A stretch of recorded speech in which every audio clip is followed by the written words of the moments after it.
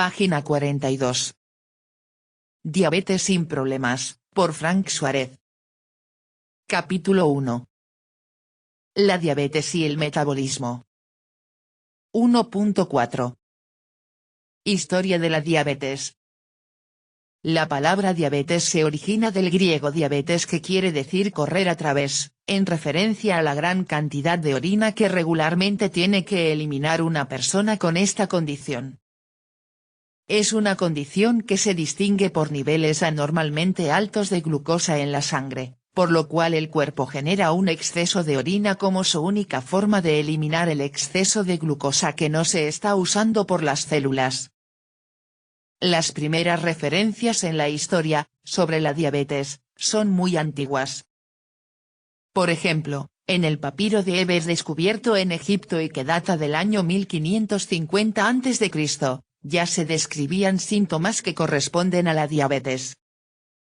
Para más o menos esta misma época, los practicantes de medicina tradicional de la India utilizaban una prueba rudimentaria con sus pacientes en la que les pedían que orinaran en la tierra y a continuación observaban si las hormigas se veían atraídas a la orina. Como la orina de un diabético es alta en glucosa, azúcar, las hormigas no fallan en ser atraídas a ella en busca del azúcar. De esta forma se podía determinar si la persona era diabético o no. En los antiguos textos de la India describían la diabetes como una condición de orina con sabor a miel. Para el año 129, Galeno de Pérgamo, que fue uno de los médicos más destacados de la antigüedad y quien había aprendido de los escritos de Hipócrates, describió los síntomas característicos de la diabetes de exceso de orina, sed, hambre y de pérdida de peso. Los antiguos griegos describían a la diabetes como una enfermedad que hacía que el cuerpo se derritiera para convertirse en agua azucarada. Como las personas con diabetes pueden perder bastante peso en un constante orinar mientras su cuerpo tiene dificultad para utilizar la glucosa de la sangre, esta era una observación bastante descriptiva de lo que le pasa al cuerpo de un diabético.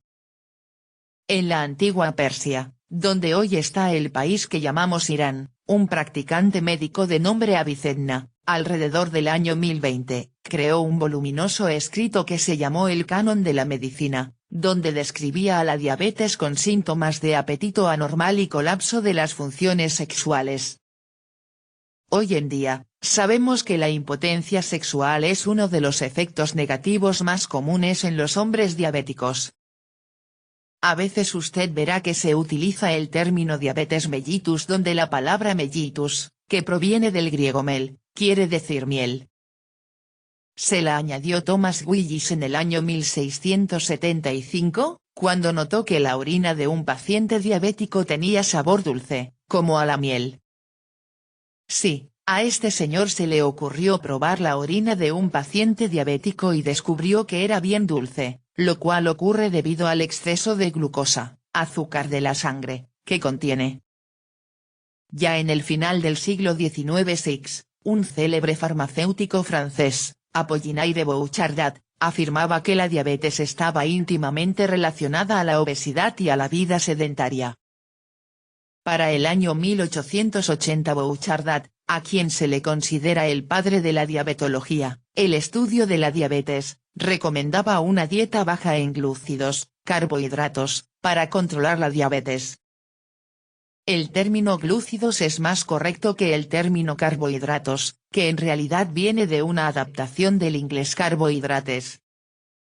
Personalmente, como escribo para un público que no necesariamente es un grupo de profesionales de la salud, prefiero usar el término carbohidratos, ya que es un término más conocido, aunque entre los profesionales de la salud y catedráticos se utiliza mayormente glúcidos o hidratos de carbono. El tratamiento de la diabetes tuvo que esperar por miles de años hasta que la ciencia logró un mejor entendimiento de la condición. Nadie estaba seguro qué parte del cuerpo era la que estaba enferma. Pensaban que podía ser el estómago o quizá los riñones por el exceso de orina. Tal vez era el hígado, pensaban otros. No fue sino hasta el 1889 que estas dudas fueron aclaradas. Ese año dos científicos alemanes, Oskar Minkowski y Joseph von Mering, estaban investigando la digestión de las grasas. Ellos sabían que el páncreas de alguna manera estaba involucrado en la digestión de las grasas, así que experimentaron removiéndole el páncreas a dos perros. Para su sorpresa, los dos perros se volvieron diabéticos. Así fue que se supo que la diabetes estaba relacionada al páncreas. El próximo paso necesario fue el de encontrar qué cosa era lo que contenía el páncreas que hacía que la gente no desarrollara diabetes. Resultó que un artículo que se había publicado 23 años antes por Paul Langerhans, describía un grupo de células del páncreas para las cuales el investigador Langerhans no había podido descubrir un uso o función. Poco después, un par de canadienses, Frederick Banting y Charles Best, tuvieron éxito cuando extrajeron una sustancia de esas células que Langerhans había descrito, que al ser inyectada en perros diabéticos les reducía la glucosa de la sangre. Habían descubierto la insulina. En enero de 1922 Banting y Best probaron inyectándole su extracto a un niño de 14 años que se estaba muriendo de diabetes y le salvaron la vida. Así fue que la diabetes dejó de ser una enfermedad mortal. Como verá, la diabetes tiene una larga e interesante historia y ya lleva muchos miles de años con nosotros. El problema es que la diabetes es una enfermedad que va en aumento, por lo cual cada década afecta a una mayor proporción de la población mundial. La medicina moderna ha mejorado muchísimo en su habilidad de tratar los síntomas y las complicaciones de la diabetes, pero la realidad sigue siendo que estamos perdiendo la batalla contra la diabetes, porque cada vez hay más proporción de diabéticos en la población, además de que la diabetes infantil ha continuado en aumento y cada vez son más y más los niños que se diagnostican con diabetes.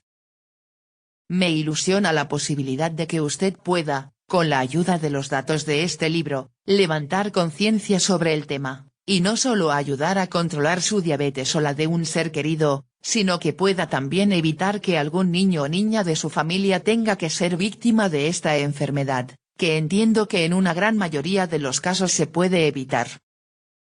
Es cierto que existen factores hereditarios para desarrollar diabetes. Pero debe usted saber que los factores hereditarios no son una condena final y firme de que se tendrá diabetes. Los factores hereditarios solo establecen una predisposición a desarrollar diabetes. Digamos que los factores hereditarios hacen que la diabetes sea más posible, pero no significan que alguien tenga que tener diabetes. Obviamente, si alguien tiene padres y abuelos diabéticos tendrá mayores probabilidades de padecer diabetes, pero eso no significa que tiene que desarrollarla. La diabetes se puede evitar si se aplica un estilo de vida. Página 44.